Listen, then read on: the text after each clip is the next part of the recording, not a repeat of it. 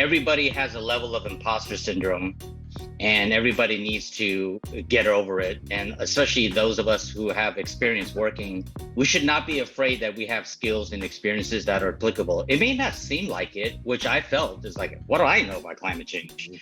But as you said, I started basically jotting down notes on my website, silicon2carbon.com. And I kind of use it as just as a personal note keeping, to be perfectly candid. And then I used it as a discussion tool. So I would just reach out to people and say, hey, I joined the Slack community and said, look, I'm trying to learn about this. Would you be up for a 15-minute conversation? Here's what I think about the problem. And I would point them to my blog. And it got people to first recognize that I was serious about it. So demonstrate that you do want to do something. And then I started looking into various topics. And to your point, one of the areas I was looking into was how do you design sustainability up front? And you had introduced me to the woman at Autodesk who was very gracious with her time. And then you had said, hey, I also want to introduce you to this person at Sephora, yep, who is a lead in sustainability. And as homework getting ready for that discussion, I looked up Sephora's sustainability report, and I looked up LVMH, the parent company, like what they're doing around sustainability.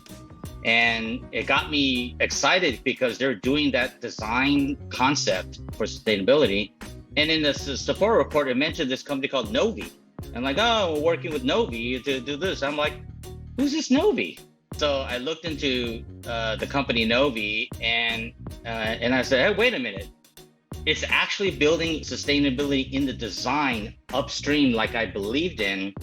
And the more research I looked into it, the more I said, hey, I need to talk to this company. So I just blindly reached out. Yeah. But I gave my own personal story, said, hey, look, I'm keeping track of sustainability. Here's my blog.